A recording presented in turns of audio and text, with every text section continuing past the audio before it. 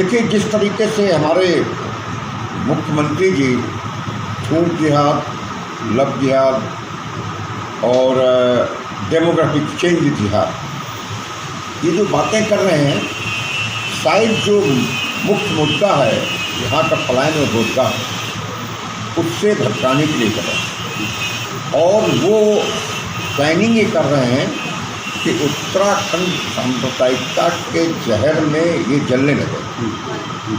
और जो थूक जिहाद, मैं मुख्यमंत्री जी से पूछना चाहता हूँ कि आपने थूक जिहाद कह दिया, आप कितने केस प्रदेश में दर्ज हुए। और मैं दावे के साथ कह रहा हूँ, क्योंकि मैं मनोवैज्ञानिक भी हूँ, मैं प्रोफेसर रहा हूँ, मैं जानता हूँ कि कोई भी जो दुकानदार है, क्योंकि वो ग्राहक को अपना भगवान मानता है, वो थूक दे करके अपने ग्राहक को नहीं तोड़ेगा, क्योंकि उसकी जीवन, उसकी रोजी रोटी उसी से है। ये एक शब्द मुख्यमंत्री ने इसे ढूंढा है और इस वजह से पोलराइजेशन हो, और पोलराइजेशन से अभी केदारनाथ में उनको फायदा हो। लेकिन मैं बताना चाहता हूँ कि केदारनाथ में भारतीय जनता पार्टी जिस तरीके से अभी इसके पहले जो चुनाव हुआ था उसमें हारी थी, भारतीय जनता पार्टी केदारनाथ में भी हारी।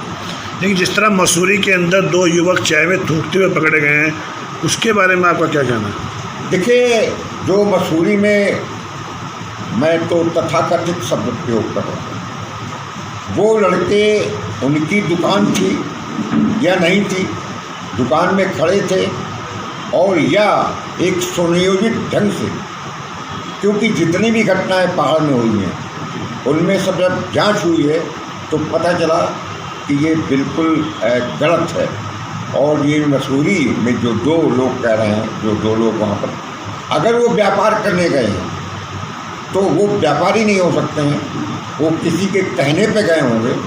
और कौन कह सकता है, भारतीय जनता पार्टी के इशारे पर गए होंगे और वहाँ इस तरीके की घटना। क्योंकि अगर मान लीजिए कोई मुस्लिम वहाँ पर चाय की दुकान लगाता है तो वो पैसा कमाने के लिए लगाएगा, और अगर वो बाहर से आ करके वहाँ दुकान लगा करके, तो उनको पैसा दिया गया होगा बीजेपी की तरफ से कि जाओ, और उसके बाद वीडियो बनाया जाएगा, वीडियो वायरल किया जाएगा, जिसका राजनीतिक फ़ायदा बीजेपी को आएगी। ये इस तरीके के भी काम में बहुत माहिर हैं लोग। इन लोगों का जो सोशल मीडिया है वो इतना एक्सपर्ट है कि अभी वहाँ क्या हुआ, फैजाबाद में एक हमारे पार्टी के नेता को फंसा दिया, और डीएनए टेस्ट में क्या हुआ। ये तो एक पूरी इस तरीके की मानव बहराइश में क्या हो रहा है। तो ये भारतीय जनता पार्टी पूरी तरीके से देश को सांप्रदायिकता की खेती करके, पूरे जहर बो करके और पूरे तहस नहस करना चाहती है। इसके दूरगामी परिणाम होंगे। और समाजवादी पार्टी चाहती है कि भाईचारा बना रहे, और हम तो उत्तराखंड वासियों से भी कह रहे हैं, आप इन लोगों के कहने पर गुमराह न होइए। डेमोग्राफिक की बात मैं करना चाहता हूँ।